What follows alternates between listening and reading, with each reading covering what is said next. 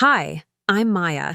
And yes, my own sister publicly called me a failure at our father's retirement party in front of our entire extended family.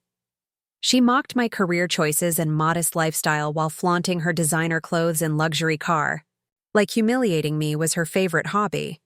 But what she didn't know was that beneath my simple appearance, I had built something real. They thought my silence meant weakness. But what if that silence was actually strength, waiting, with receipts? Stick around.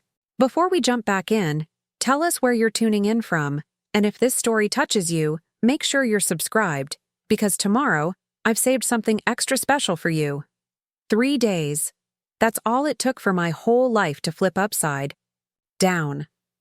A text message from my mother lit up my phone as I was closing up my small bookstore in Portland. Your sister's in trouble. Call me. No explanation, no details. Just those 5 words glowing against the backdrop of my otherwise quiet evening. I stood there among the stacks of used books, the scent of old paper and chamomile tea still hanging in the air. My fingers hovered, over the phone, hesitant.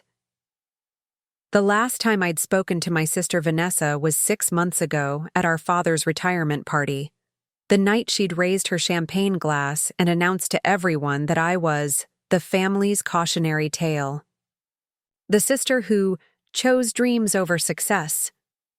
"Look at Maya," she'd said, her voice carrying across the country club patio. 32 and running a failing bookstore while living in a rented apartment. Dad, let's hope your retirement plan is better than her life plan. People had laughed, not everyone, but enough.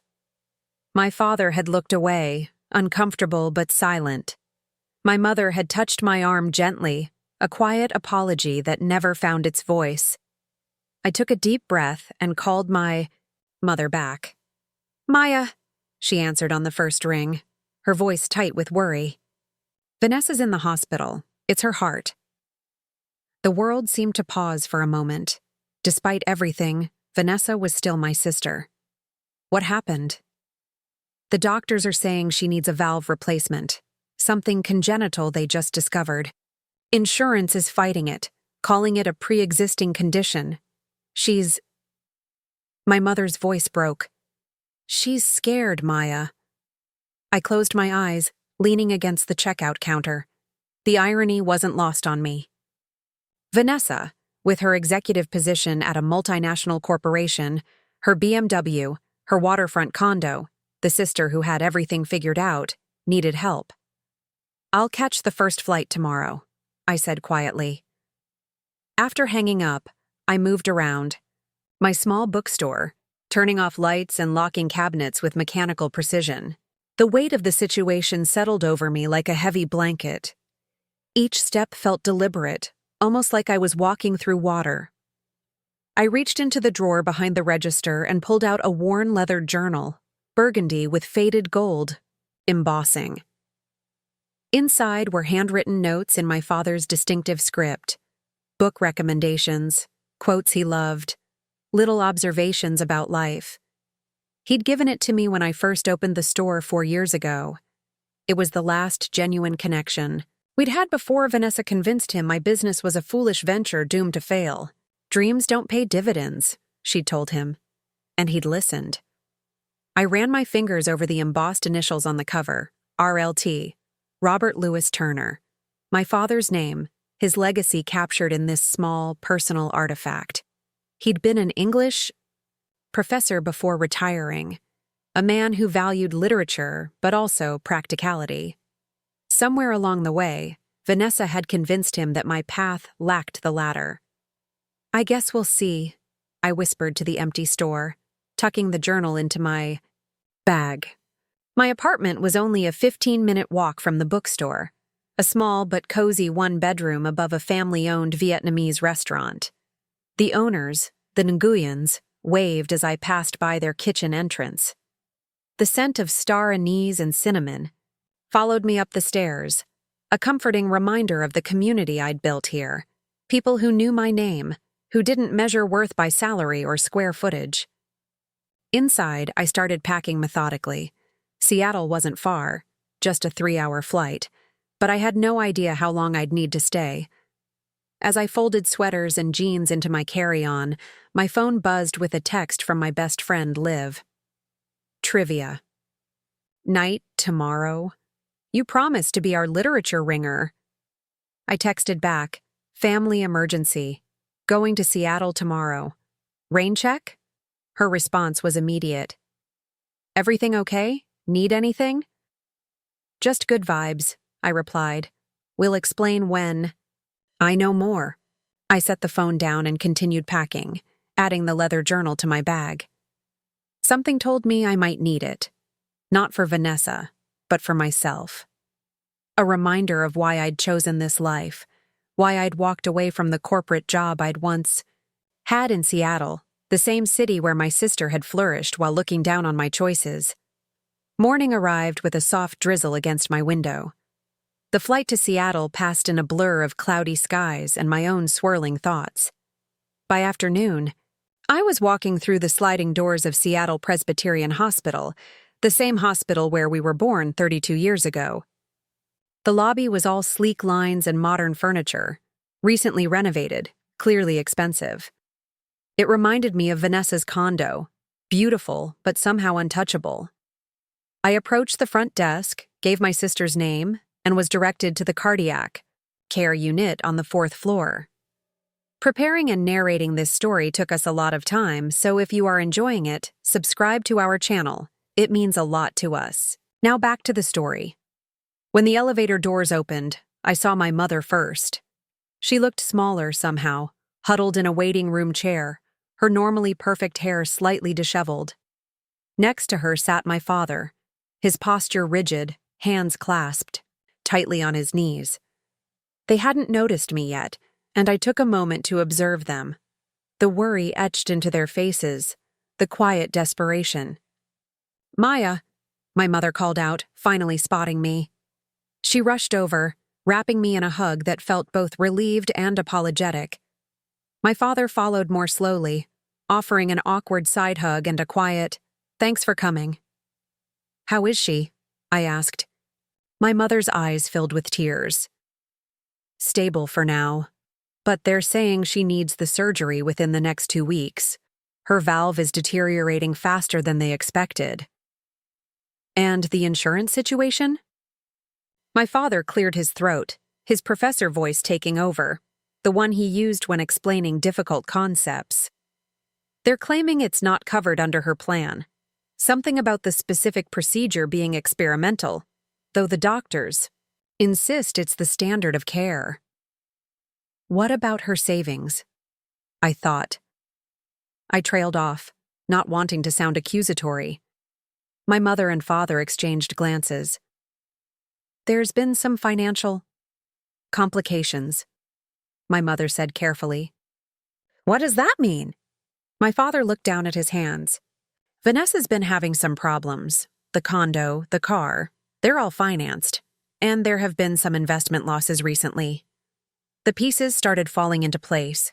The designer clothes, the luxury vacations, the constant stream of social media posts showcasing her perfect life. It was a facade. A beautiful, expensive facade that was now crumbling just when she needed it most. "Can I see her?" I asked. They led me to her room. Through the glass door, I could see my sister lying in the hospital bed, her normally perfect appearance diminished by the hospital gown and the absence of makeup. Her dark hair, usually styled in a sleek bob, lay flat against the pillow. For a moment, she looked like the little girl I remembered from childhood, the one who used to climb into my bed during thunderstorms. I took a deep breath and entered the room. Vanessa's eyes fluttered open. For a brief moment, there was something like relief in them. Then, as recognition set in, her expression hardened slightly. "They called you," she said. Not a question, an accusation. "Hello to you too," I replied, taking the chair next to her bed. "How are you feeling?" She looked away. Like my heart is failing me, literally. I could hear the fear beneath her sarcasm. "The doctors say you need surgery." What I need is for insurance to stop being bureaucratic vultures. Her voice was bitter. Or for my investment in Neurotech to stop tanking. Either would work. I nodded, piecing together more of the story. Neurotech was a biotech startup that had been making headlines, first for innovation, then for investigation. Their stock had plummeted 80% in the last month. You invested heavily? I asked quietly. She finally looked at me, her eyes red-rimmed but defiant. Go ahead. Say it. Vanessa gambled and lost. That's what you're thinking, isn't it? That I deserve this? No one deserves this, I said honestly. You're my sister, Vanessa. Something in my tone made her facade crack, just slightly. The procedure costs $175,000 without insurance, she whispered. I don't have it. Mom and Dad don't have it. I've tried everything. Loans, second mortgage on the condo, but my credit is. She trailed off, closing her eyes briefly. I'm going to lose everything. I sat there quietly, watching my sister, the one who had everything, who had spent years reminding me how little I had in comparison. The sister who called my bookstore a hobby and my lifestyle settling. Now she was the one who needed help. I might be able to help, I said finally. Vanessa's laugh was sharp, almost cruel. With what? The vast profits from your little bookshop? Don't patronize me, Maya. I know exactly how much you make. Do you? I asked softly. Before she could respond, my parents returned with the doctor, a serious-looking woman with silver-streaked hair and kind eyes. Dr. Chen, according to her name badge. Ms. Turner, she addressed Vanessa. We've been discussing options with your family. The ideal window for surgery is narrowing. Without insurance approval, we need to discuss alternative financing options.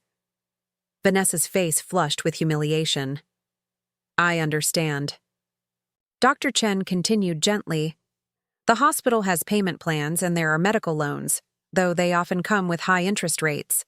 There's also the possibility of seeking treatment at a teaching hospital where costs might be reduced. Each option seemed to make Vanessa shrink further into herself. I could see the shame washing over her. The executive who always had everything under control now facing financial ruin alongside her health crisis. I need some time, she said finally, her voice small. After the doctor left, my parents looked at me helplessly. We've liquidated what we can from our retirement, my father said quietly. It's about $40,000. Not nearly enough. I nodded, making a decision. I need to make some calls. I'll be back in a bit. In the hospital cafeteria, I found a quiet corner and pulled out my phone. First, I called Liv. Hey, I said when she answered. I need you to open the store tomorrow.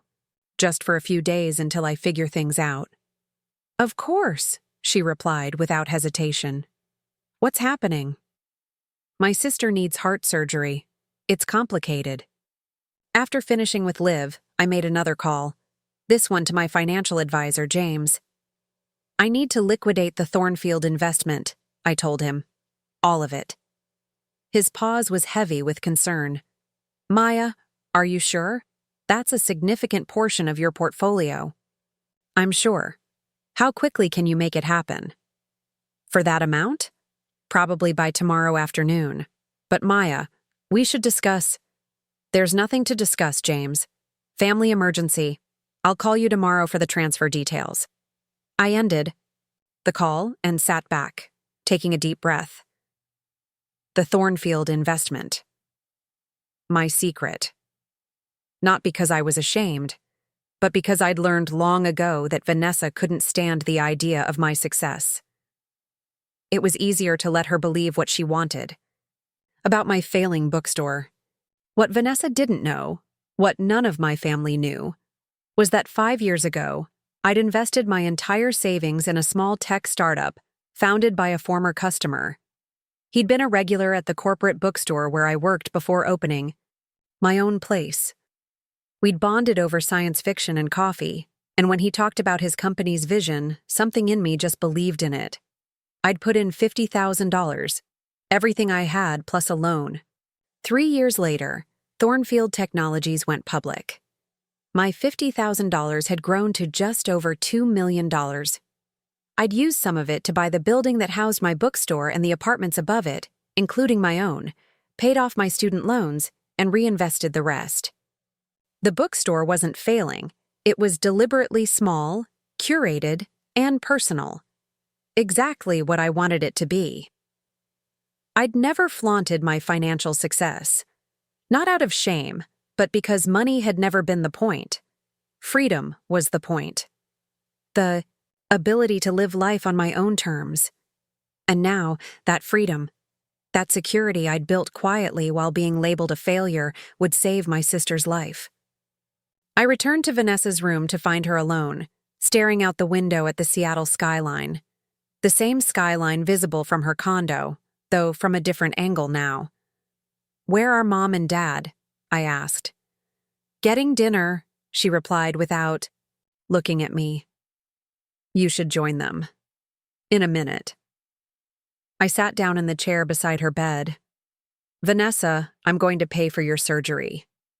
She turned to me then, her expression a mixture of disbelief and suspicion. "What are you talking about?" "I'm going to cover the cost, all of it." Her laugh was bitter. "Right, with what? Are you planning to sell kidneys on the black market?" "No," I said calmly. "I'm using my own money." "What money, Maya? Your bookstore barely breaks even. I've seen the location, the size. I know what properties rent for in that area. After expenses, you're probably taking home, what, $30,000 a year? Maybe $40,000 if you're lucky?" I watched her, this sister who had spent years defining me by what she thought I lacked. "You've never actually asked me about my finances, Vanessa. You just assumed." Something in my tone made her pause. "What are you saying?" "I'm saying I have the money. I'll transfer it to the hospital tomorrow. You'll have your surgery next week, as scheduled." Her eyes narrowed. "This isn't funny. Maya, I'm not joking." I reached into my bag and pulled out my tablet. A few taps brought up my investment portfolio. I turned the screen toward her, watching as her eyes widened at the numbers. This can't be right," she whispered. 5 years ago, I invested in Thornfield Technologies before they went public. You might have heard of them." Of course she had. Everyone in tech had. Their security software was now used by most major corporations, including hers. "But how? Why didn't you ever say anything? All those times I said—" She stopped, the weight of her past comments suddenly visible in her expression. "All those times you called me a failure?" I finished for her. "Would it have changed anything? If you knew, would you have respected my choices more if you knew I had money?" She didn't answer, but her silence was answer enough. The money was never the point, Vanessa. The freedom to live authentically was. I love my bookstore. I love the life I built. The fact that it came with financial success was just a bonus, one I never felt the need to broadcast. Tears welled in her eyes, but I couldn't tell if they were from gratitude, shame, or both. "Why would you help me? After everything I've said, everything I've done?" I thought about it for a moment. "Because you're my sister, and because maybe this is a chance for both of us to start over." Just then, a nurse entered to check Vanessa's vitals. I stood up, suddenly needing some air. "I'm going to find Mom and Dad. Get some rest." As I reached the door, Vanessa called out, her voice smaller than I'd ever heard it. "Maya? Thank you." I nodded, not trusting myself to speak, and stepped out into the hallway. The hospital corridor stretched before me, bright and sterile. I walked slowly, letting the reality of what I'd just done settle over me. I wasn't naive, enough to think one gesture would erase years of complicated history between us. Money couldn't buy forgiveness, and it certainly couldn't guarantee change. But maybe, just maybe, it could buy us time. Time for Vanessa to heal, time for truth to replace pretense, time for a new chapter to begin. As I turned the corner toward the cafeteria, I caught sight of my reflection in a darkened window. I looked exactly the same as I had this morning, yesterday last year. The same simple clothes, the same practical haircut, the same person I'd always been. Only now, the narrative around that person had been completely rewritten. The family failure was now the family savior. And I couldn't help but wonder what that would mean for all of us moving forward. In the cafeteria, I found my parents huddled at a small table, coffee cups clutched in their hands like lifelines. They looked up as I approached, their faces etched with worry and exhaustion. "Maya," my mother said, attempting a smile. "We saved you some dinner." She pushed a wrapped sandwich toward me. I sat down, placing my hands flat on the table. "I need to tell you both something," I said quietly. "I'm going to pay for Vanessa's surgery." The silence that followed was thick with confusion. My father's brow furrowed deeply.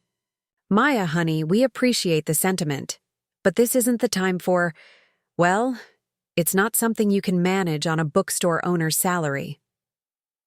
"I know exactly what my salary is, Dad," I replied evenly. "And I know exactly what I can afford." I proceeded to explain about Thornfield Technologies, about my investment, about the financial security I'd built quietly, while they all believed I was barely scraping by. As I spoke, my parents' expressions shifted from confusion to shock to something approaching awe. "But why didn't you ever tell us?" my mother finally asked. The question hung in the air between us. Why indeed? The answer was complicated, wrapped up in years of family dynamics, of being the sister who took the risky path, of watching my choices be constantly undermined and dismissed. "Would it have changed how you saw my choices?" I asked simply. My father looked down at his coffee cup, suddenly unable to meet my eyes. It was answer enough. "The bookstore was never a fallback or a failure," I continued. "It was a deliberate choice. I wanted a life that felt meaningful to me, not one that looked impressive to others. The fact that I got both was lucky, but the money was never the point." My mother reached out, placing her hand over mine. "We're proud of you, Maya. We always have been." I wanted to believe her, but years of evidence suggested otherwise. The way they'd nodded along to Vanessa's jokes at my expense, the concerned glances when I'd left my corporate job, the frequent suggestions about growth opportunities for my little store. "It's okay," I said gently. "What matters now is getting Vanessa the care she needs. I'll handle the financial arrangements tomorrow." As we walked back to Vanessa's room, I felt a shift in how my parents moved around me. A new deference, a recalibration of who I was in their eyes. It was subtle, but unmistakable.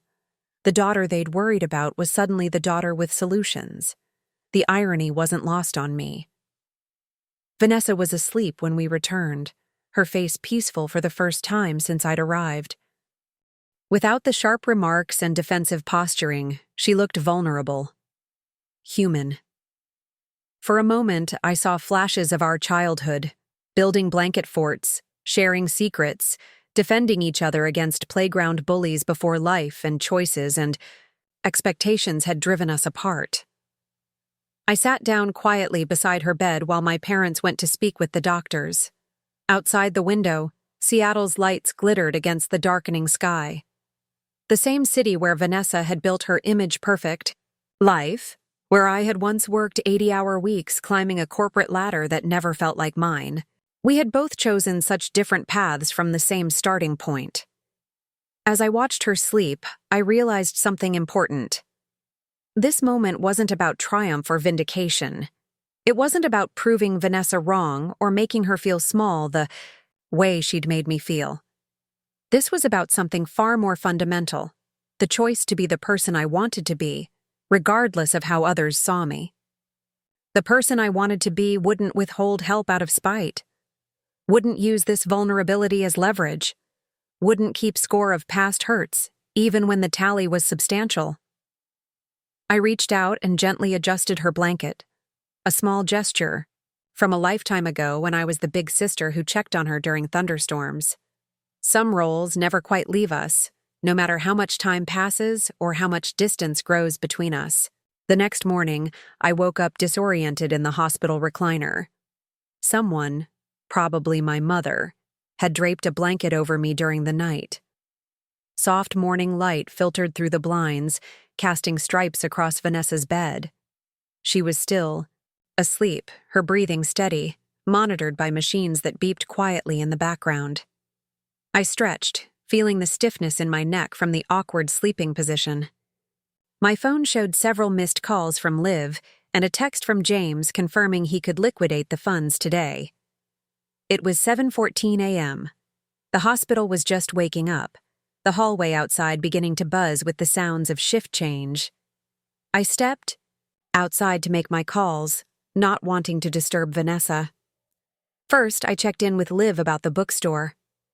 "Everything's fine here," she assured me. "That professor from Reed College came in looking for you. He wants to host his literary salon here next month." "Tell him yes," I replied. "And thanks again for covering." "How's your sister?" Liv asked, her voice softening. I hesitated. How was Vanessa? Physically stabilizing? Emotionally? I wasn't sure. "She's complicated right now, but she'll be okay." After hanging up, I called James and gave him the hospital's payment information. "I'll need $175,000 transferred today." His voice was careful, professional. "I've prepared the liquidation order. You're still certain about this?" "Completely." "The funds should be available by noon. I'll send confirmation when the transfer is complete."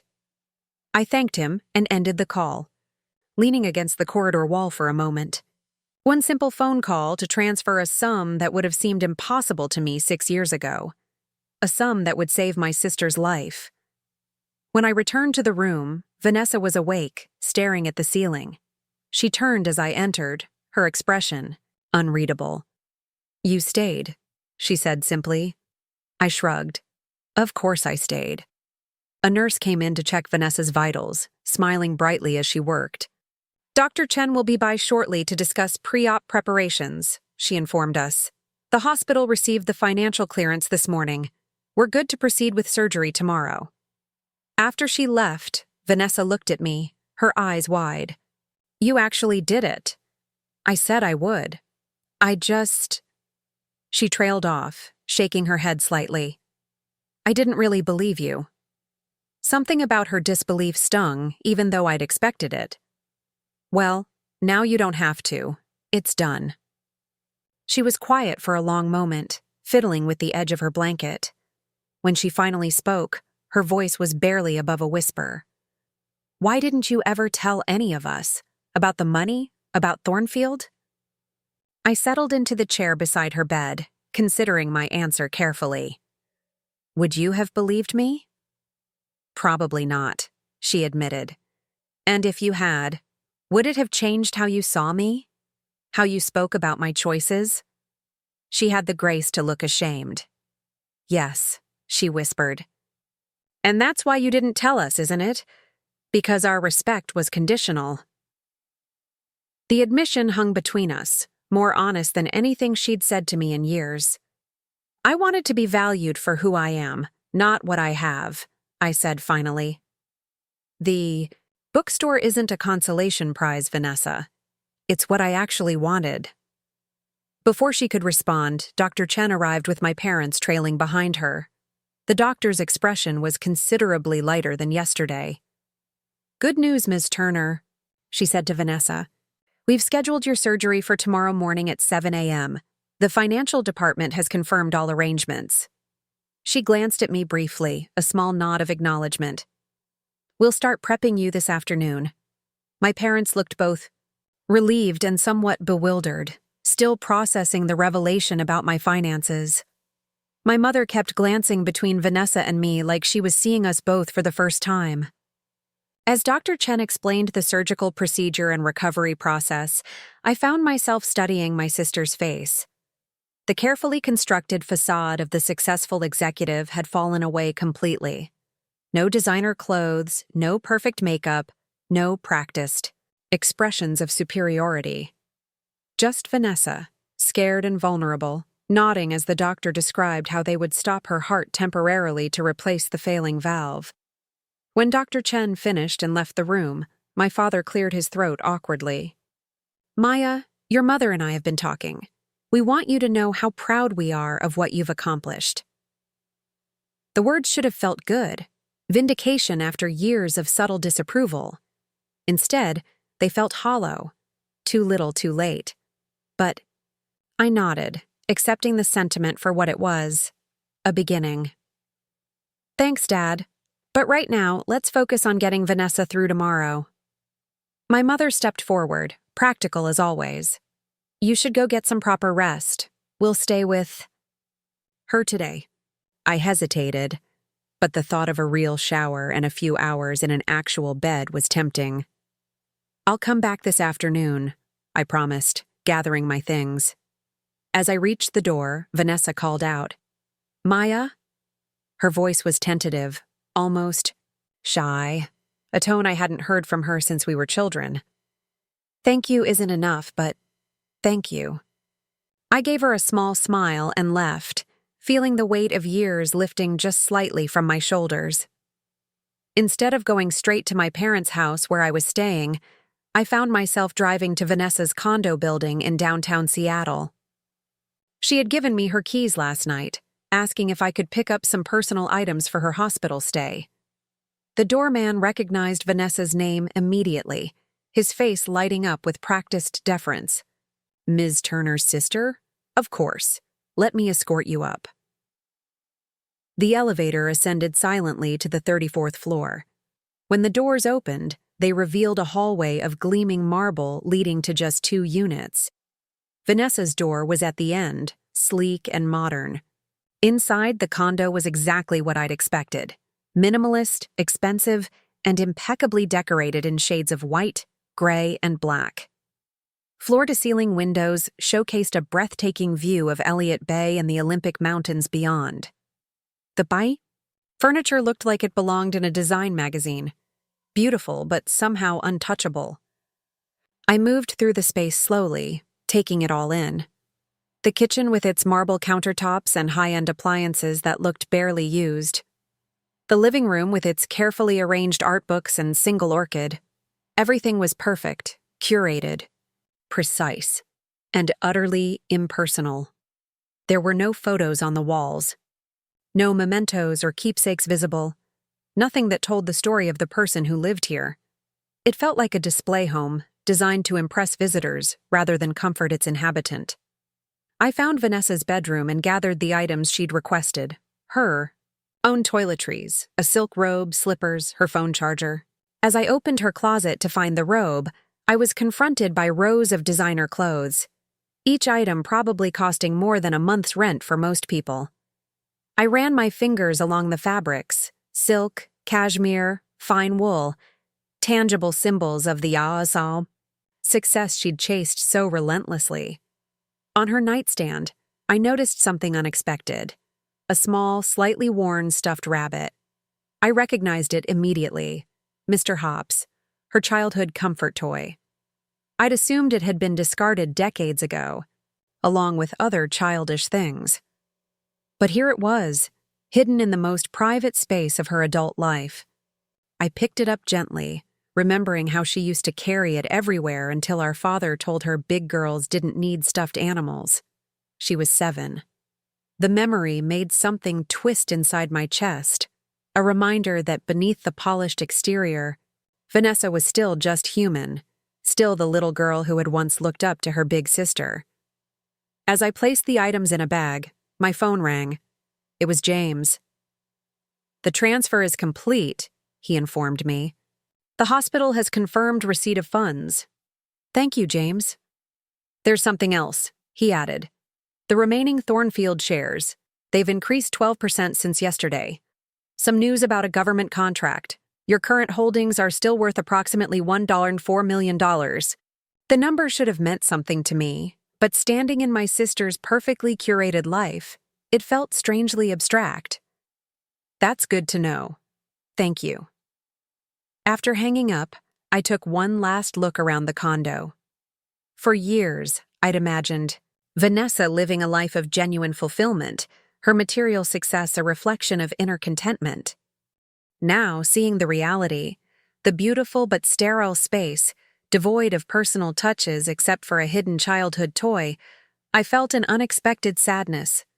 We had both built the lives we thought we wanted. But standing here, I wondered if either of us had found what we were really looking for. I locked up and headed back to my parents' house, where I showered and napped briefly before returning to the hospital.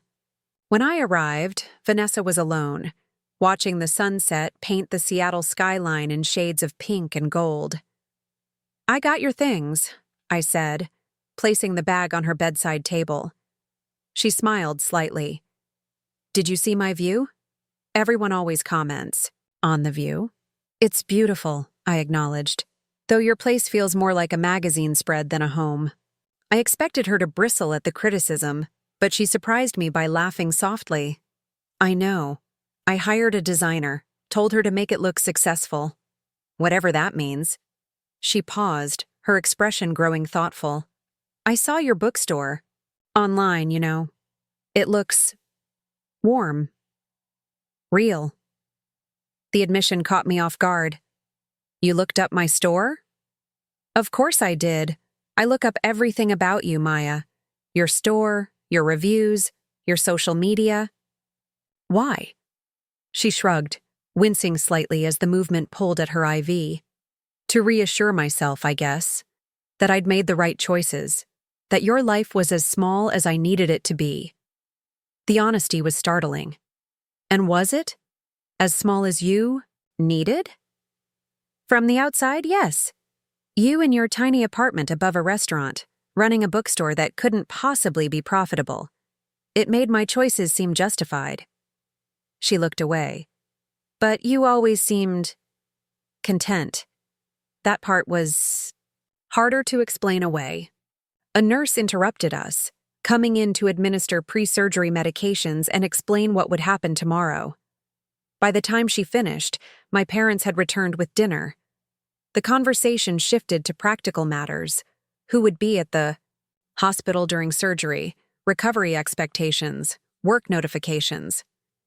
Throughout the evening, I caught Vanessa watching me with an expression I couldn't quite read. Not the disdain I was accustomed to, but something more complex, curiosity mixed, with something that might have been regret. As visiting hours came to an end, my parents said their goodbyes, promising to return early tomorrow for the surgery. I lingered, feeling there was more to say, but unsure how to say it. Vanessa broke the silence. "I saw that you found Mr. Hops." I glanced at the bag where the stuffed rabbit now peeked out. "I was surprised you still had him." "He's the only thing I kept from before." She didn't have to explain what before meant, before the carefully constructed image, before the relentless pursuit of status, before we grew apart. "Why him?" I asked softly. She was quiet for so long I thought she might not answer. When she finally spoke, her voice was small.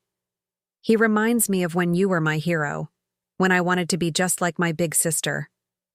The words hit me with unexpected force. "What changed, Vanessa?" "We grew up. You stopped caring what anyone thought. I started caring too much." She adjusted her position, looking uncomfortable. Whether from the conversation or her condition, I wasn't sure. "The more successful I became, the more I needed you to be unsuccessful, to prove I'd made the right choice." "And now?" She gestured. "Around the hospital room. Now I'm having open-heart surgery tomorrow that I couldn't afford, and my unsuccessful sister is saving my life with money from an investment so smart it makes my portfolio look like a child's piggy bank." Her laugh was bitter but not entirely without humor. "The irony isn't lost on me. I moved to sit on the edge of her bed, something I hadn't done in years. This isn't about who won, Vanessa. Isn't it, though? You won, the sister who followed. Her passion instead of chasing status. Who built something real while I built something that looked good on Instagram. If I won anything, it was the lottery, I said firmly. Thornfield could have failed. Most startups do. I got lucky.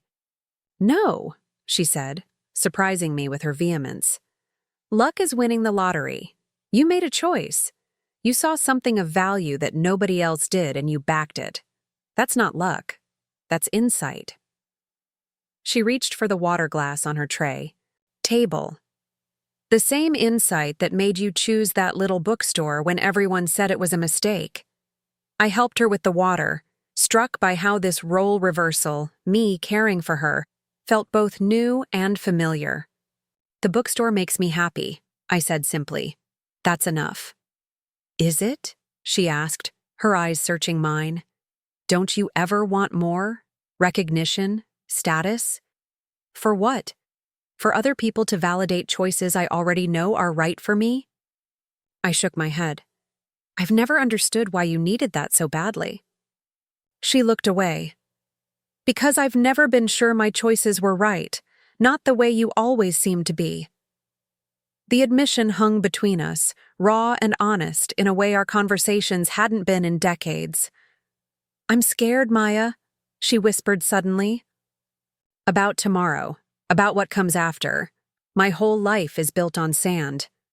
I took her hand, feeling the cool fingers curl around mine.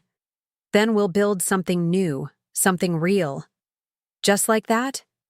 She asked, disbelief coloring her tone. No, not just like that. It'll be hard and uncomfortable, and probably involve a lot of conversations like this one. I squeezed her hand gently. But we start by being honest. Really honest. I don't know if I remember how to do that, she admitted. You're doing it right now. A tentative smile touched her lips. I guess I am.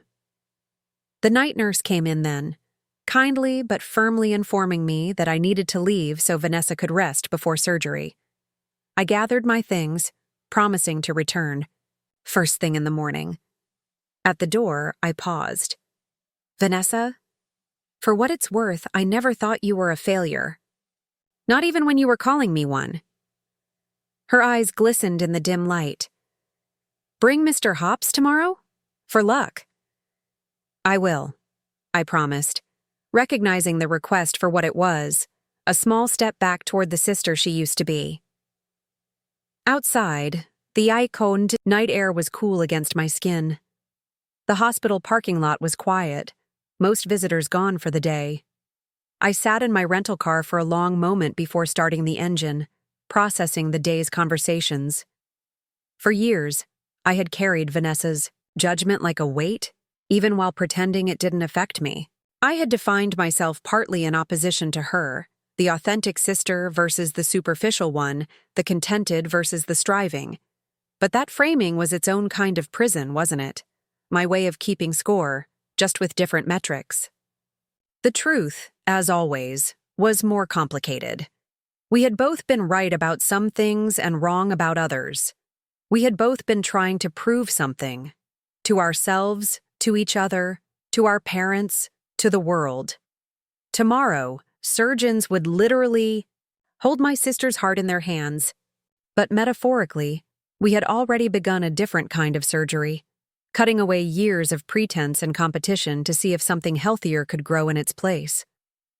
As I drove through the quiet Seattle streets toward my parents' house, I found myself thinking about the bookstore, my small corner of the world that had never been about the money, but about creating a space that felt true.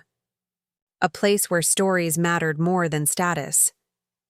Maybe that was what Vanessa needed now, not just financial rescue, but a different story to live by. One where worth wasn't measured by appearance or accumulation, where failure wasn't defined by bank balances or job titles, where sisters could be different without one having to be wrong. I pulled into my parents' driveway, the house dark except for the porch light they'd left on for me. Inside, I found a note from my mother on the kitchen counter. Sandwiches in the fridge. We love you. Simple, practical, so like her. I took a sandwich and went to the guest room, formerly my childhood bedroom. My parents had redecorated years ago, replacing my band posters and bookshelves with neutral paint and generic art. Nothing remained of the teenager who had once dreamed of opening a bookstore where everyone would feel welcome.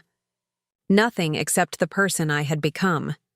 I set my alarm for 5 a.m. and tried to sleep, but my mind kept circling back to Vanessa's words. The more successful I became, the more I needed you to be unsuccessful. How much of our adult relationship had been shaped by that need? How many barbed comments and dismissive glances had been driven not by genuine disdain, but by her own insecurity? And how much of my own identity had been constructed in response, the sister who didn't care about money or status, who valued authenticity above all else? We had been locked in a dance of opposition for so long that I wasn't sure either of us knew how to stop. But tomorrow would force a reset. Vanessa's surgery would change her physically, but our conversation tonight suggested something else was changing too. I finally drifted off around midnight, Mr. Hops tucked safely in my bag for tomorrow. Morning arrived too quickly. I showered and dressed mechanically, trying to push away the anxiety that had settled in my chest. Heart surgery was routine, the doctors had assured us. But nothing felt routine about this day. My parents were already in the kitchen when I came. Downstairs, my father making coffee while my mother packed snacks for the hospital wait. The tension in the room was palpable. "Did you sleep?" my mother asked, not looking up from her task. "Enough," I replied, accepting the coffee my father handed me. "Have you heard anything?" My father shook his head. "They said to arrive by 6:15. They'll be prepping her already." The drive to the hospital was quiet, each of us lost in our own thoughts. I sat in the back seat, watching Seattle wake up around us. Early commuters, delivery trucks, the city stirring to life while my sister prepared to have her heart temporarily stopped. At the hospital, we were directed to the surgical waiting area, a room with muted colors, comfortable chairs, and the unmistakable feeling of suspended time. Other families were already there, their faces showing the same mixture of hope and fear that I felt in my own chest. A nurse approached us, clipboard in hand. "The Turner family? Vanessa is being prepped now. Dr. Chen will come speak with you briefly before they begin." My mother nodded, her hands clasped tightly together. My father put his arm around her shoulders, a rare public display of affection. We waited in tense silence until Dr. Chen appeared, still in her street clothes, but with her surgical cap already on. "Good morning," she said warmly. "Vanessa is doing well. We've explained the procedure again, and she's as ready as can be expected. The surgery should take approximately 4 hours, and she'll be in recovery for another 2 after that. I'll send someone to update you halfway through." "Can we see her before?" my mother asked. Dr. Chen hesitated. Briefly, she specifically asked to speak with Maya first, if that's all right. My parents exchanged a look I couldn't interpret, but they nodded. I followed Dr. Chen through a series of corridors to a pre-op area where Vanessa lay on a gurney, already hooked up to monitors and IVs. She looked small and fragile against the white sheets. Her dark hair was covered by a surgical cap, and her face was pale without makeup, but her eyes were clear when they found mine. "You came," she said softly. "Of course I came." I moved closer, taking her hand. It was cold. "Mom and Dad are here too. They'll come in after me." She nodded slightly. "I wanted to talk to you first, just in case." "Don't say that. Everything's going to be fine." "Probably, but still." She squeezed my hand weakly. "If something happens—" "Vanessa?" "No. Let me finish. If something happens, I need you to know I'm sorry. For all of it. The things I said, the way I treated you. I was wrong." I felt tears prick my eyes. I know. It's okay. It's not okay, but I want it to be. She took a shaky breath. Did you bring him? I reached into my bag and pulled out Mr. Hops, placing the worn stuffed rabbit beside her on the gurney. She smiled, a real smile that reached her eyes. When I wake up, I want to start over, she whispered. Be real sisters again. If you'll let me. I'd like that, I said, my voice catching. A nurse approached, signaling that our time was up. I leaned down and kissed Vanessa's forehead, something I hadn't done since we were children. I'll be right here when you wake up. Mr. Hops and me both. Her eyes were bright with unshed tears. Promise? Promise. As they wheeled her away, toward the operating room, I stood watching until she disappeared through the double doors. The stuffed rabbit sat nestled against her side, a small piece of childhood comfort accompanying her into the sterile uncertainty ahead. I returned to the waiting room where my parents sat huddled together, their faces drawn with worry. They looked up as I approached. She wanted to apologize, I said simply, sitting down across from them. And to start over. My mother reached out, taking my hand. We all do, Maya. We all do. 4 hours in a hospital waiting room feels like 40. Time stretches and contracts in strange ways, minutes crawling by while hours somehow vanish. I tried reading the book I'd brought, but couldn't focus past the first page. My father paced. 9 steps one way, turn, 9 steps back. My mother sat perfectly still, hands folded in her lap, as if any movement might disturb some invisible balance. Halfway through, as promised, a nurse came to tell us everything was proceeding as expected. The relief was momentary, quickly replaced by the anxiety of continued waiting. She's going to be okay, my mother said, more to herself than to us. She's always been strong. I nodded, though in truth I'd never thought of Vanessa as particularly strong. Determined, yes. Ambitious, certainly. But strength? That suggested a kind of resilience I hadn't seen in my sister, until perhaps... Now, do you remember when she broke her arm in 5th grade? My father asked suddenly. Fell off the monkey bars and didn't cry. Not once. Because she didn't want the boys to see, I added, the memory surfacing unexpectedly. She waited until... We got home to fall apart. My mother smiled slightly. She's always cared so much about appearances. Too much, my father said softly, surprising me. He'd always seemed to approve of Vanessa's carefully curated image. Her prestigious job, her luxury condo, her designer wardrobe. I studied him. This father who had always pushed us toward conventional success. You never seemed to mind before. He sighed, running a hand through his thinning hair. I thought it meant she was happy. That we'd done something right with it, least one of you. He winced immediately. That came out wrong. But honest, I said, not unkindly. He met my eyes directly. We worried about you, Maya. When you left that job at Mercer Publishing, a job most people would kill for, to open a bookstore, it seemed like you were throwing away your potential. My potential for what? To be miserable in a corner office, like Vanessa? We didn't know she was miserable, my mother interjected. She never let us see that part. Would you have listened if she had? I asked. The question wasn't accusatory, just curious. My parents exchanged a look laden with years of unspoken regrets. Probably not, my father admitted. We were too invested in the narrative that she was doing everything right. And I was doing everything wrong, I finished for him. Yes.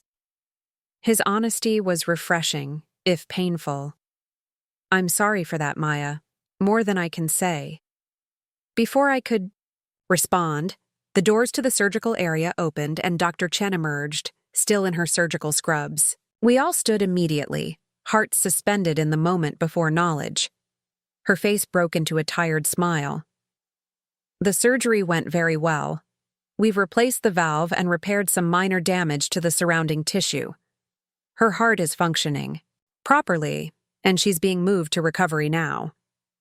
The collective exhale in our small family group was audible. My mother began to cry quietly, relief overriding her usual composure. My father put his arm around her, his own eyes suspiciously bright. "When can we see her?" I asked. "She'll be in recovery for about 2 hours, then moved to the ICU for monitoring. You can see her briefly once she's settled there, though she'll be very groggy from the anesthesia." Dr. Chen's expression softened. "She did ask for you specifically, Maya, when she was coming out of sedation." "You and someone named Hops?" I smiled, thinking of the stuffed rabbit. "Her childhood toy. I brought it for luck." Dr. Chen nodded. "Sometimes the things from our past provide the most comfort in difficult moments." She glanced at her watch. "I need to check on another patient, but the recovery nurse will come get you when Vanessa's ready for visitors." After she left, my father suggested we get some lunch in the cafeteria. The prospect of food hadn't crossed my mind, but now that the immediate worry had passed, I realized I was starving. Over sandwiches and coffee, a strange new dynamic emerged between us. My parents asked questions about my bookstore, real questions, not the perfunctory inquiries of the past. How I chose the location, what events I hosted, which books sold best. For the first time in years, I felt them genuinely interested in the life I'd built. "We'd like to visit sometime," my mother said. "See this place you've created." "I'd like that," I replied, surprised to find I meant it. "And this investment," my father began cautiously. "Thornfield Technologies. How did that happen?" I told them the story, how I'd met Elliot Chen when he was a regular customer at the corporate bookstore where I worked before opening my own. How we'd bonded over a shared love of science fiction and tea. How he'd talked about his startup's vision for more secure cloud infrastructure. He needed seed money, and something about his passion just resonated with me, I explained. I took out a loan against my 401k to invest. Everyone thought I was crazy. "Including us, if you'd told us," my father acknowledged. "That's partly why I didn't." I stirred my coffee, watching the dark liquid swirl. I was tired of being told my decisions were wrong. My mother reached across the table, her hand covering mine. "I wish we'd had more faith in your judgment." "So do I said honestly. "But maybe this is where we start." When we returned to the waiting area, a nurse informed us that Vanessa had been moved to the ICU, and we could see her briefly, one at a time. My parents insisted I go first. The ICU was quieter than I expected, the sounds of monitors and equipment muted to a soft background hum. Vanessa lay in a private room, connected to various machines monitoring her vital signs. Her face was pale, almost translucent against the white pillow. Mr. Hops sat on the bedside table, keeping watch. I approached quietly, not sure if she was awake. Her eyes fluttered open as I reached the bed. "Maya," she whispered, her voice raspy from the breathing tube that had been removed. "You're here." I promised, didn't I? I took her hand gently, mindful of the IV line. "How do you feel?" "Like I've been hit by a truck." A ghost of a smile touched her lips. "But alive. Definitely alive." "The doctor said everything went perfectly." She nodded slightly, then winced at the movement. "They told me much about the valve. That it was worse than they thought, that without the surgery." She trailed off, but the implication was clear. "But you had the surgery," I reminded her. "And now you're going to be fine."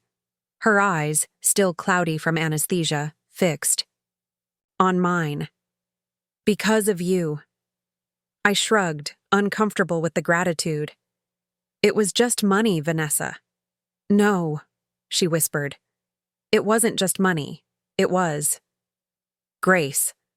I've been horrible to you for years, and you still—" Her voice broke, tears sliding down her pale cheeks. I reached for a tissue, gently wiping them away. Shh, don't upset yourself.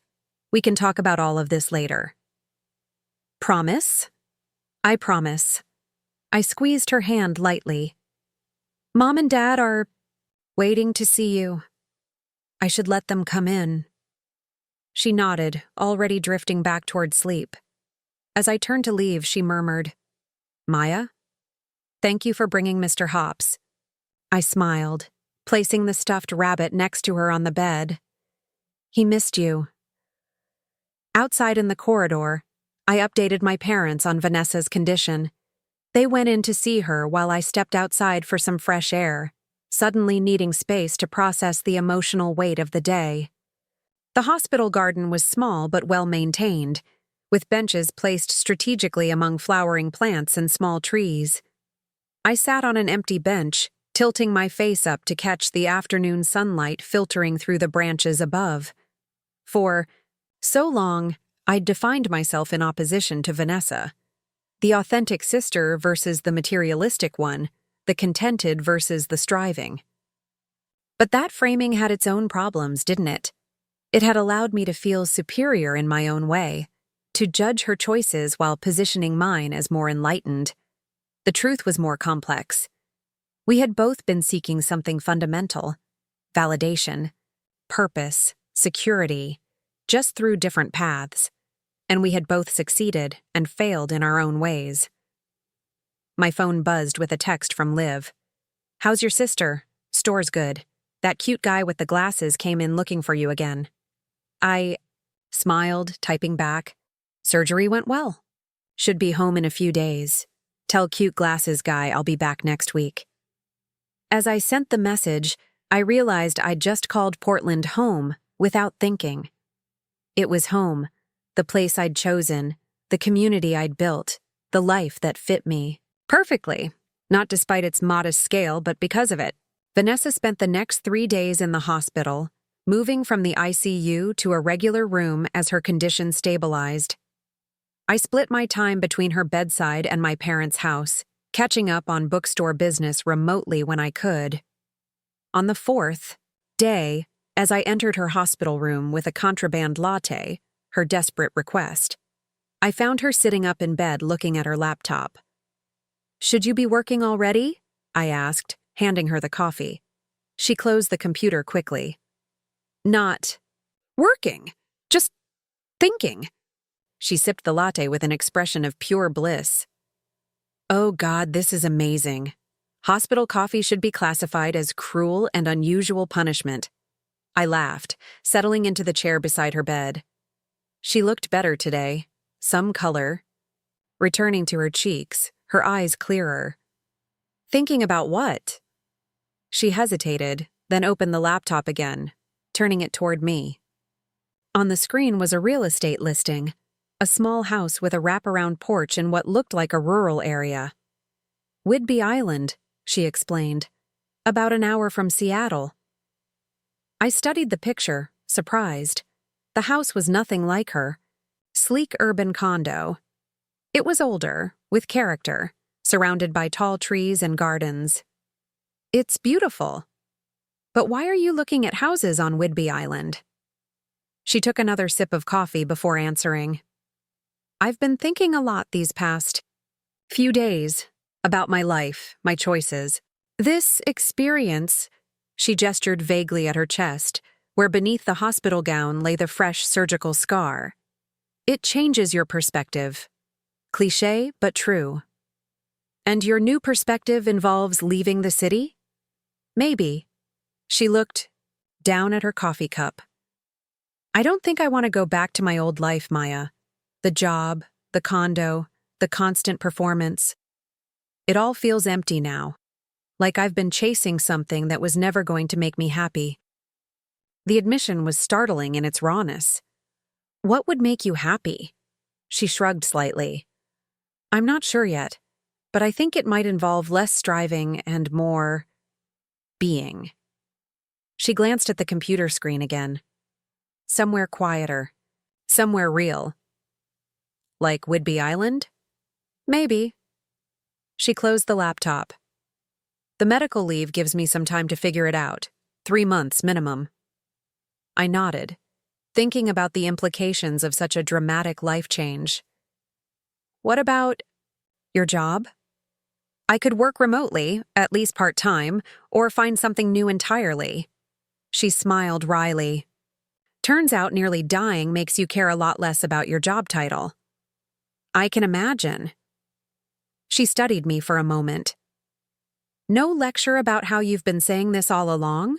No, I told you so? I shook my head. We all have to find our own path, Vanessa. I'm just glad you're getting the chance to reconsider yours. Because you saved my life.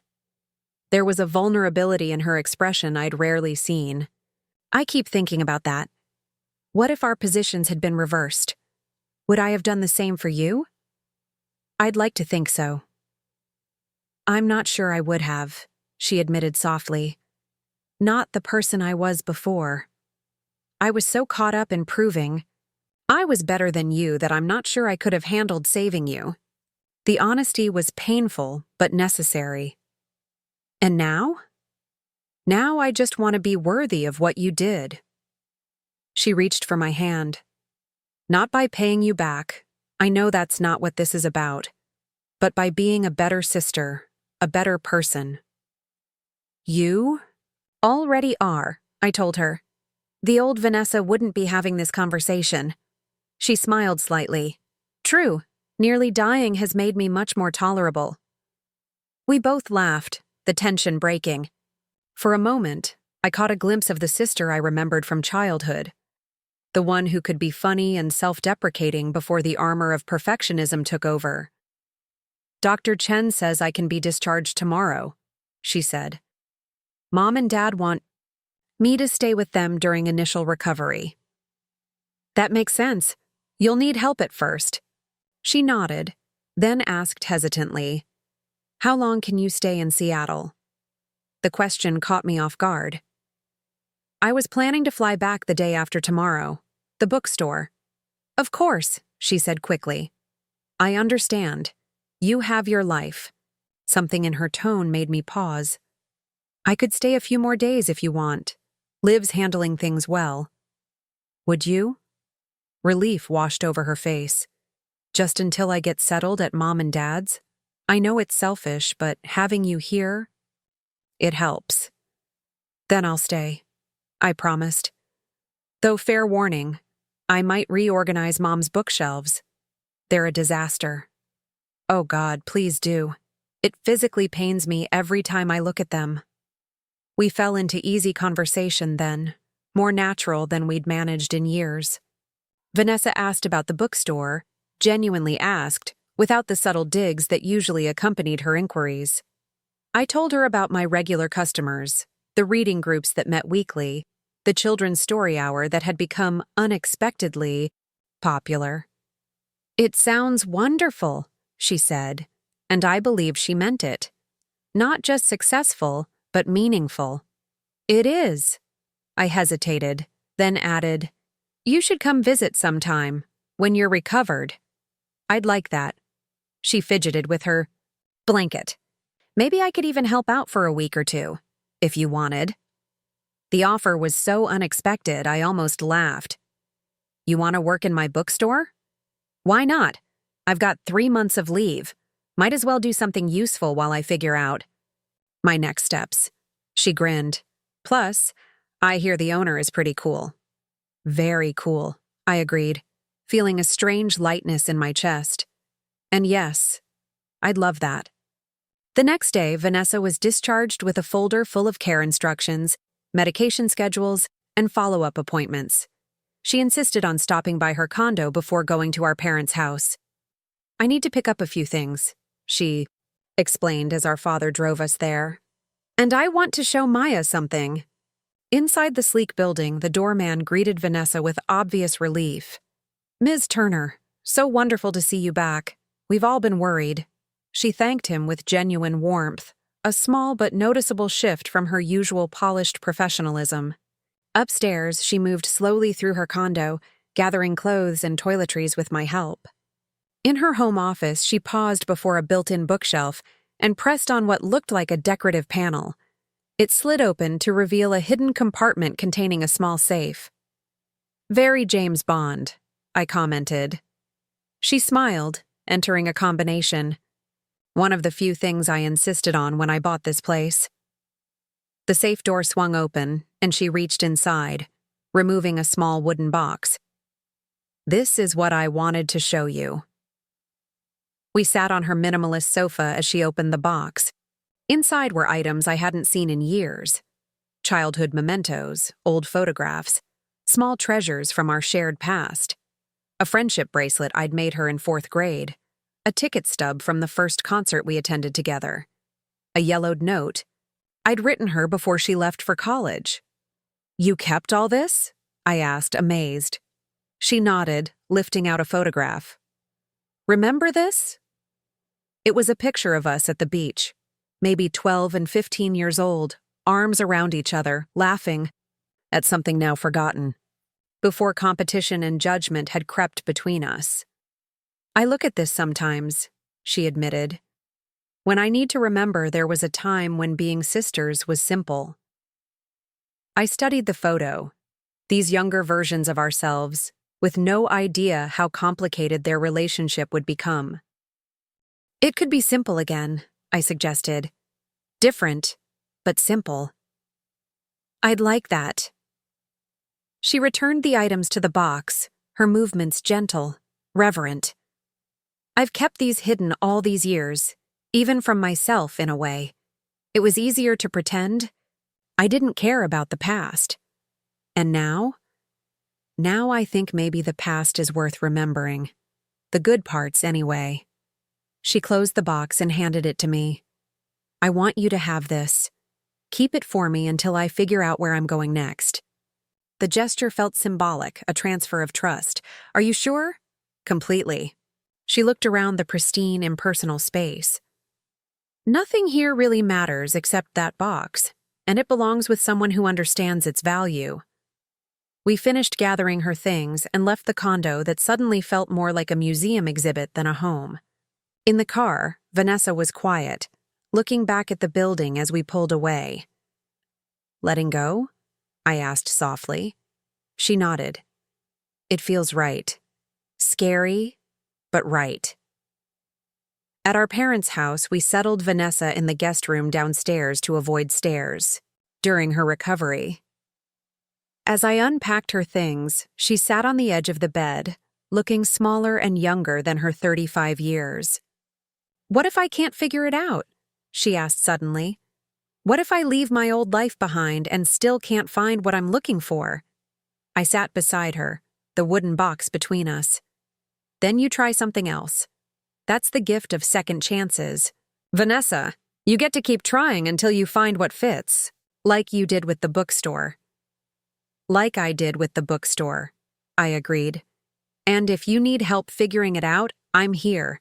No judgments, no competition, just support." She leaned her head against my shoulder, a gesture so reminiscent of our childhood it made my throat tight. "I think that's what I've been missing all these years. Someone who supports me without an agenda." "Well, you have that now." I put my arm around her, careful of her healing chest. "And a really cool scar to show off at parties." She laughed, then winced. "Don't make me laugh. It hurts." "Sorry." I wasn't sorry at all, and she knew it.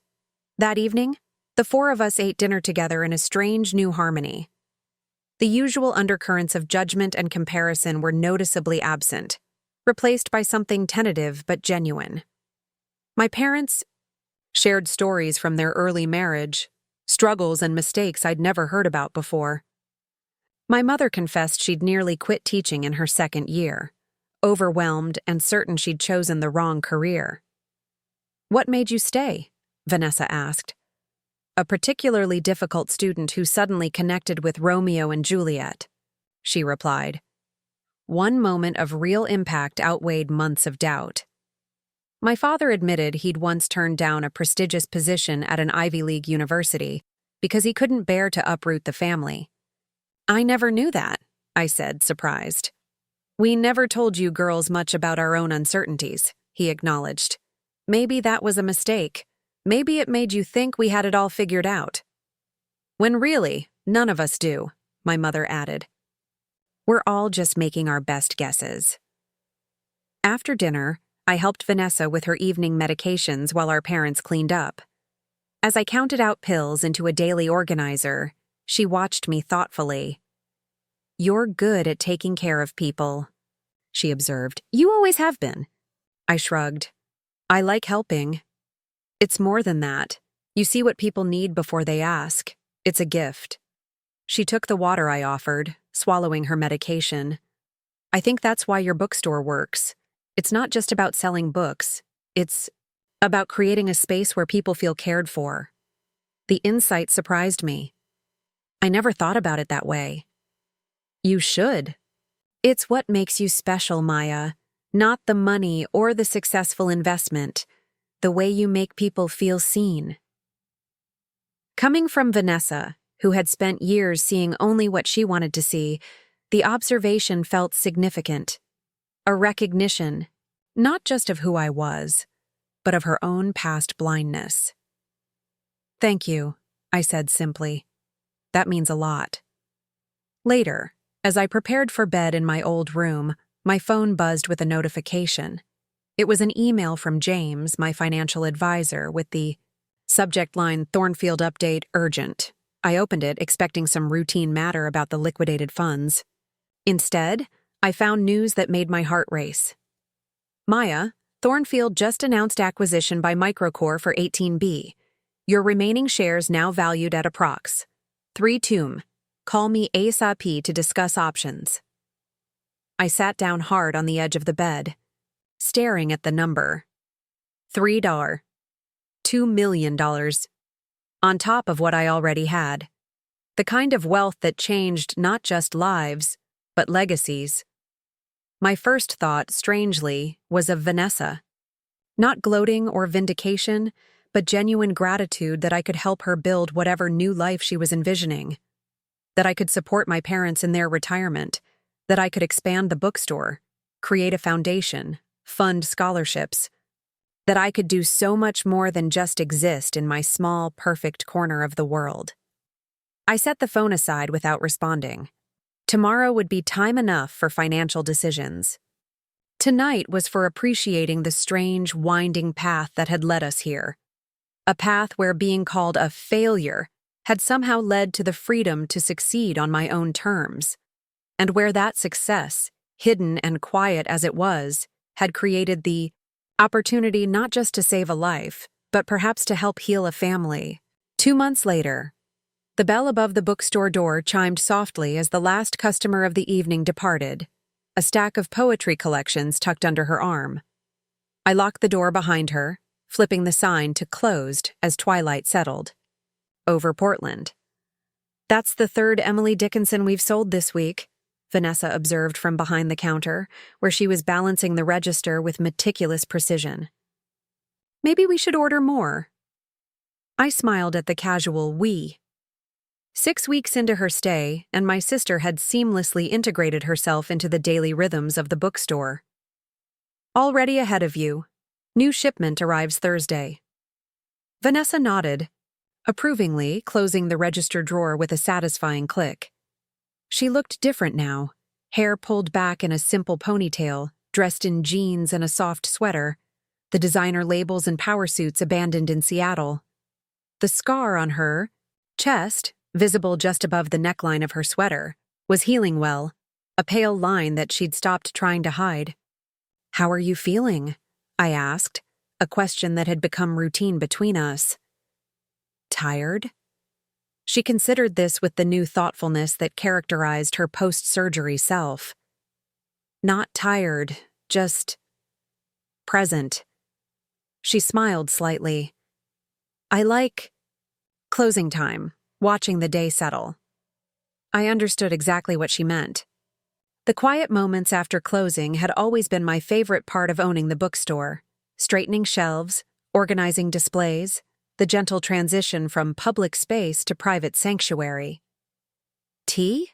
I offered, already moving toward the small kitchenette in the back.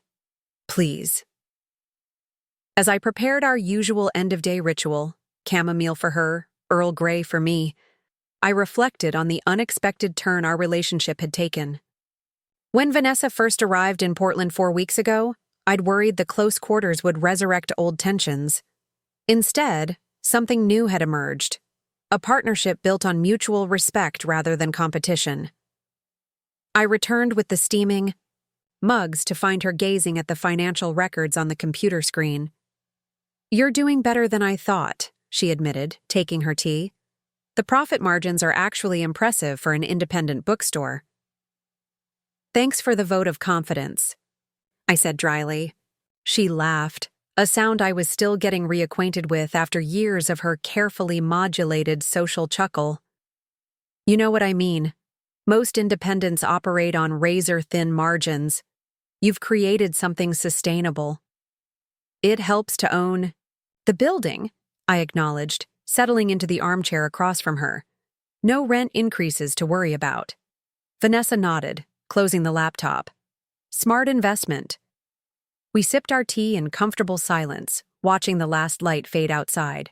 The large front windows. Rain began to patter against the glass, soft and rhythmic.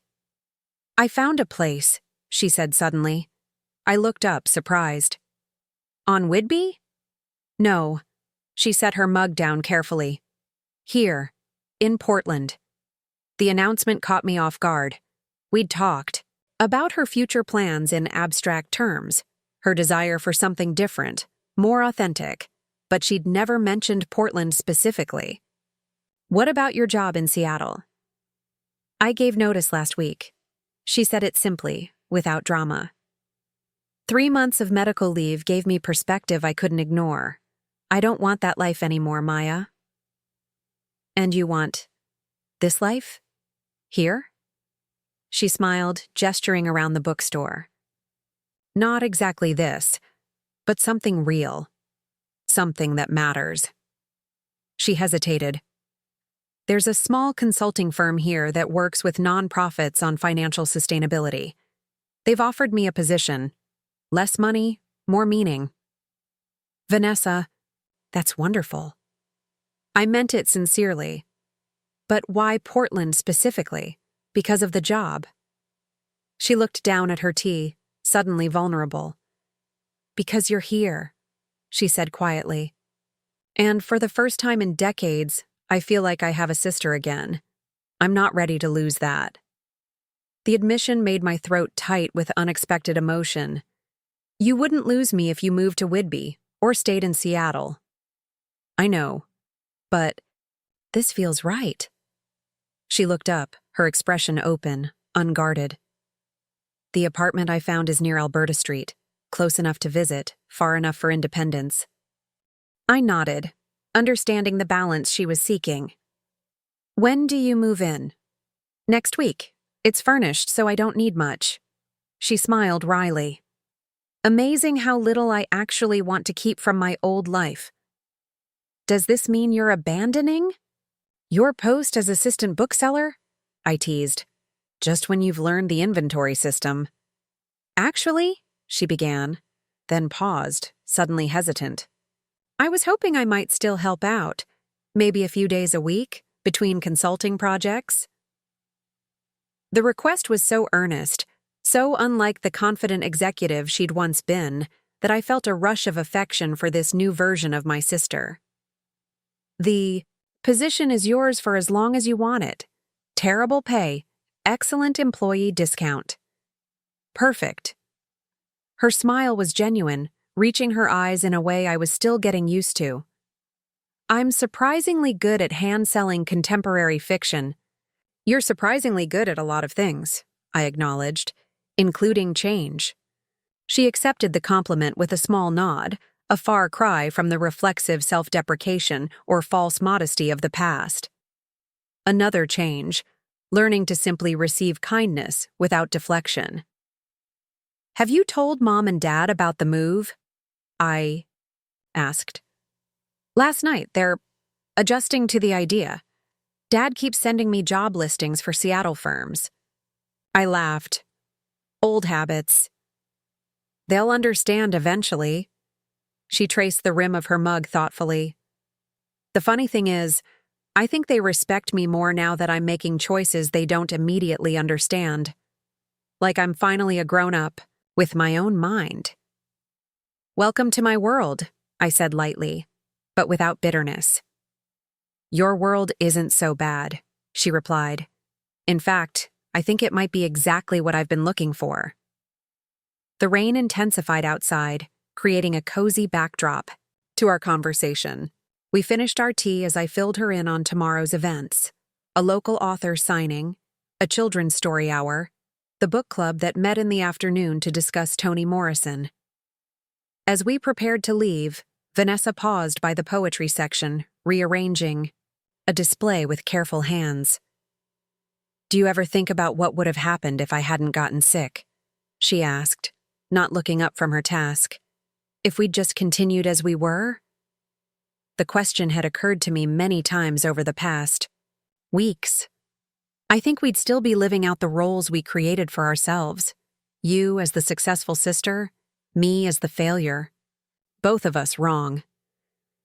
Both of us trapped, she added softly. Yes. She turned to face me fully. I'm not glad I needed heart surgery, but I'm grateful for what came after, for the chance to see clearly. Me too. I reached out, straightening. A book she'd missed. Though I wish clarity hadn't required quite so much drama. Please. She rolled her eyes, another gesture from our childhood resurging. Drama is my specialty, or it was anyway. We left through the back door, making our way upstairs to my apartment. Since her arrival, we'd fallen into an easy routine, sharing the small space without crowding each other, alternating cooking duties, rediscovering the rhythm of sisterhood without the weight of comparison. Oh, I remembered as we entered the apartment. James called today about the foundation paperwork. He needs your signature on the advisory board documents. Vanessa nodded, hanging her jacket carefully on the hook by the door. I'll review them tonight. The Maya Turner Foundation had been my first major decision after the Thornfield acquisition. With Vanessa's guidance, her corporate experience finally being put to meaningful use, we'd established a nonprofit focused on literacy programs and independent bookstore support across the Pacific Northwest. Are you nervous about the launch? Event? She asked, moving to the kitchen to start dinner. A little, I admitted. Public speaking isn't exactly my comfort zone. You'll be great. She began chopping vegetables with practiced efficiency, another new skill she'd developed during her stay. Just speak from the heart about why it matters. That's always compelling. Says the woman who used to rehearse casual coffee conversations, I teased. She pointed the knife at me playfully. Exactly. Learn from my mistakes. Authenticity is much less exhausting. We moved around the kitchen in easy synchronicity, preparing a simple meal together. This, too, had become a cherished routine. The domestic rhythm so different from our previous interactions at family holidays or formal occasions. I spoke with Dr. Chen today, Vanessa mentioned as we sat down to eat. 6-month checkup is scheduled for next month. She said I can do it with a cardiologist here in Portland. That's good news. I studied her across the table. Are you worried? No. She seemed surprised by her own answer. The physical recovery has been smoother than I expected. It's the other changes that have been more profound. Like what? She considered this, twirling pasta around her fork. Like realizing I spent 15 years chasing validation that never actually made me happy. Like understanding that the sister I was so desperate to outshine was actually the one person who saw me clearly. She smiled ruefully. Like discovering I actually enjoy working in a bookstore more than running corporate strategy for a multinational. Life is full of surprises, I agreed. The biggest surprise, she said, her expression turning serious, is that losing everything I thought defined me actually gave me back myself. The observation hung between us, profound in its simplicity. I thought about identity, how hers had been built on external validation while mine had been partially constructed in opposition to her, how we'd both been limited by the narratives we'd created. "I've been thinking about Mom and Dad," I said after a moment, "about how we both sought their approval in different ways." Vanessa nodded. "You by rejecting their definition of success, me by embodying it. Neither approach actually worked." "No." I took a sip of water. "But I think they're learning too. Dad called yesterday to ask about the bookstore's financials, not to critique. He genuinely wanted to understand the business model. Progress," Vanessa acknowledged. "Slow, but real." After dinner, we settled. In the small living room with our respective projects, Vanessa reviewing foundation documents, me finalizing the speech for the launch event next week. The comfortable silence between us was perhaps the most remarkable transformation of all. This new ability to simply exist in the same space without tension. "Can I ask you something?" Vanessa said after a while, setting aside her papers. "Something I've been wondering about." "Of course." "That day in the hospital, when you told me you'd pay for the surgery, you didn't hesitate. Not even for a moment." Her eyes met mine, curious and slightly vulnerable. "After everything I'd said and done over the years, all the ways I'd belittled you. How did you do that? Make that decision so easily?" The question deserved a thoughtful answer. I set my laptop aside, considering. "It wasn't about keeping score," I said finally. "It was about who I wanted to be in that moment. The money gave me the ability to help, but the choice to do it came from somewhere else." "From where?" "From the belief that we're more than our worst moments. That relationships can heal if we're brave enough to try." I smiled slightly. And maybe from the stubborn hope that my sister was still in there somewhere, beneath all those designer suits and cutting remarks. Vanessa's eyes glistened in the soft lamplight. "She was," she whispered. "Lost, but there. I know that now." She wiped at her eyes with an embarrassed laugh. "Look at me, getting emotional over paperwork. The old Vanessa would be horrified." "The old Vanessa was exhausting," I pointed out. "I like this version much better." "Me too." She gathered the papers into a neat stack, her natural precision still evident despite all the changes. "I've signed everything. The foundation is officially ready to launch. Thank you for helping with this, for bringing your expertise to something that matters to me." "Our expertise," she corrected gently. "Different but complementary. You understand books and community. I understand structures and sustainability. Together, we can build something lasting." The observation was insightful, a recognition that our differences, once a source of competition, could become a strength when directed toward a shared purpose. The next morning, I woke to the smell of coffee and the sound of quiet conversation from the kitchen. Curious, I pulled on a robe and ventured out to find Vanessa at the table with Liv, my assistant manager and closest friend. "Morning," Liv greeted me cheerfully. "Your sister is telling me about the foundation launch. It sounds amazing." I accepted the coffee Vanessa handed me, noting the easy rapport between the two women, another surprise in a season full of them. When Vanessa had first arrived, Liv had been wary, knowing the history. But somehow, they'd developed a genuine friendship independent of me. "Just going over some logistics," Vanessa explained. "Liv has excellent ideas about the community outreach aspect." "She usually does," I agreed, joining them at the table. "What are you thinking?"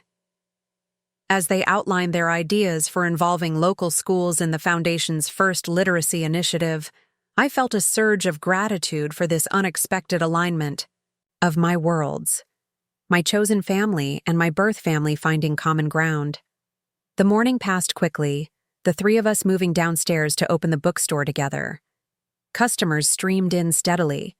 regulars who now greeted Vanessa by name, newcomers drawn by the warm atmosphere we'd created together. Around noon, my phone rang with a Seattle area code I didn't recognize. Stepping into the back office, I answered cautiously. "Is this Maya Turner?" a woman's voice asked. "Yes, it is." "This is Patricia Maxwell from Seattle Presbyterian Hospital. I'm calling about your payment for Vanessa Turner's procedure." My stomach tightened. "Is there a problem?" "Not at all," she assured me. "Quite the opposite. An anonymous donor has come forward to cover the entire cost of your sister's surgery and associated care. We'll be processing a full refund to your account." I sat down slowly. "An anonymous donor? Who would do that?" "I'm not at liberty to say," Patricia replied, "but they were quite insistent that the funds be returned to you specifically, with a message. For the foundation. Keep building." After the call ended, I sat in stunned silence, trying to process this development. The surgery cost $175,000, returned, in full, with explicit instructions to use it for the foundation. The only person who knew about both the surgery payment and the foundation was Dr. Chen. Could she have found a donor? Or perhaps one of the hospital board members had connections to Thornfield and had learned about my investment and subsequent philanthropy. Vanessa appeared in the doorway, concern etched on her face. "Everything okay? You've been in here a while." I looked up at my sister, my once estranged, now returned sister, and made a split-second decision. "Everything's fine, just foundation details." The mysterious donor clearly wanted to remain anonymous, and sharing the news might make Vanessa uncomfortable, as if her care had been a charity case. She studied me for a moment, then nodded. "Liv needs help with a special order if you're free. I'll be right there."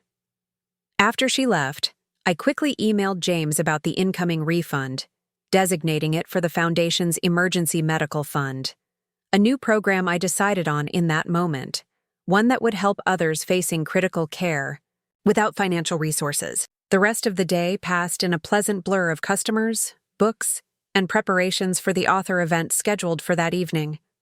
Through it all, I kept thinking about circles, how actions return to us in unexpected ways, how healing creates space for more healing. That evening, after the event concluded successfully, Vanessa and I walked to a nearby restaurant for a late dinner. The October air was crisp, leaves crunching beneath our feet as we strolled through the neighborhood. "I submitted the final paperwork for my condo sale today," she mentioned as we waited for a table. "It's official. I'm no longer a Seattle resident." "How does it feel?" She considered this, her face thoughtful in the warm light of the restaurant. "Like putting down a heavy suitcase I've been carrying for years." "And the new job starts next week?" "Monday." She smiled, a hint of nervous excitement in her expression. "First time in 15 years I'll be working for something other than corporate profit margins." "You'll be brilliant at it," I assured. Nonprofits need exactly your kind of strategic thinking." "I hope so." She accepted the menu from our server with a polite smile. "It's strange to be starting over at 35. "Not starting over," I corrected. "Just changing direction." After we ordered, Vanessa reached into her bag and pulled out a small wrapped package. "I have something for you. A thank you gift, though it hardly seems adequate." "You didn't need to." "I know, but I wanted to." She pushed it across the table. "Open it." The package was small, wrapped in simple brown paper. I unwrapped it carefully to find a leather-bound journal, similar to the one our father had given me years ago. When I opened it, I gasped softly. Inside, Vanessa had filled the first few pages with photographs, us as children building sandcastles, as teenagers at school events, and more recently, candid shots from the bookstore. Beneath each image, she'd written a memory, an apology, or a hope for the future. "I thought you could use it for the foundation," she explained, watching my reaction carefully. "To document what you're building, what we're building together. I ran my fingers over the pages, deeply touched by the gesture. It's perfect, Vanessa. Thank you. There's one more thing. She hesitated, then continued. I'd like to match your initial foundation funding, not as a board member or for recognition, just as your sister. The offer took me by surprise. That's generous, but unnecessary. I know it's not necessary. That's what makes it meaningful. Her expression was earnest, determined. I spent years defining myself by what I owned and how I appeared to others. I want to start defining myself by what I give and who I help. I studied her across the table, this new Vanessa who spoke from the heart instead of from carefully constructed scripts. In that case, I accept, with gratitude. She relaxed visibly, raising her water glass in a small toast. To new definitions of success. To new beginnings, I added, touching my glass to hers. Our dinner arrived, and the conversation shifted to lighter topics. Plans for the bookstore's holiday events, Vanessa's new apartment, a book we'd both been reading. Through it all, I kept returning to the journal, to the tangible evidence of transformation sitting beside my plate. Later, walking home beneath a canopy of stars, Vanessa linked her arm through mine, a sisterly gesture from childhood resurrected. Do you remember when we used to do this? She asked softly. Walk arm in arm after dinner at Grandma's house? Racing to see the stars come out, I recalled, smiling at the memory. You always insisted we'd see them better if we were moving. I was very authoritative for a 7-year-old. Some things never change, I teased. She laughed, the sound clear and genuine in the quiet street. Some things shouldn't. We continued in comfortable silence for a few blocks, the bookstore's sign visible in the distance, illuminated against the night sky. I was so afraid, Vanessa admitted suddenly.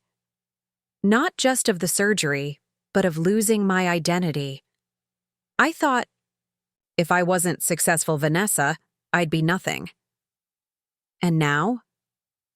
She stopped walking, turning to face me directly. Now I understand that who I am has nothing to do with what I own or what title is on my business card. It's about the choices I make every day, the people I love, the values I uphold. That's a pretty profound realization for 2 months, I observed. Nearly dying accelerates the learning curve. She smiled wryly. Plus, I had an excellent teacher. I didn't teach you anything. You taught me everything, she corrected gently. Not with words, but by example. By being exactly who you are, unapologetically, even when I mocked you for it. By helping me when I needed it most, even after I'd spent years tearing you down. By showing me that true success isn't about accumulation or approval. It's about alignment between who you are and how you live. The honesty of her words moved me deeply. I'm not perfect, Vanessa. Thank goodness, she replied with a smile. Perfection was my prison for too long. We resumed walking, the bookstore growing closer with each step. Speaking of imperfection, I said, are you nervous about Mom and Dad visiting next week? For the foundation launch? A little, she admitted. They're still adjusting to my career change. Dad sent me 3 more job listings yesterday. I laughed. He means well. I know, and they're trying. That's something. She squeezed my arm gently. Besides, when they see what we're building together, the foundation, the community around, your bookstore, this new relationship between us, I think they'll understand. And if they don't? She shrugged, a calm certainty in her expression that was new and compelling. Then we'll love them anyway and keep building what matters to us. Their approval isn't the goal anymore. As we reached the bookstore, I paused to look up at the simple sign I'd designed years ago. Turner Books, every story matters. The words felt newly significant now, encompassing not just the volumes on our shelves, but the narratives of our own lives. Complex, imperfect, constantly evolving. Every story matters, Vanessa read aloud, following my gaze, including the ones we're revising as we go.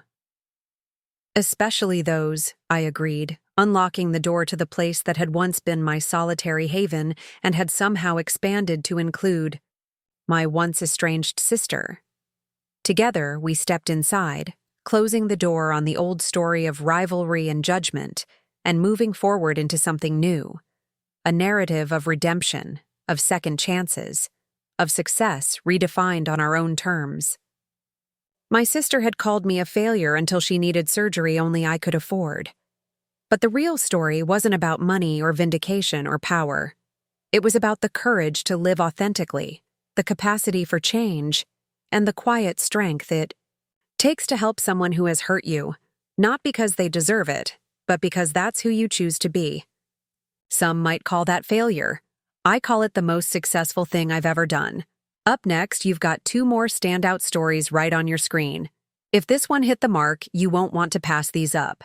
Just click and check them out. And don't forget to subscribe and turn on the notification bell so you don't miss any upload from us. Thank you.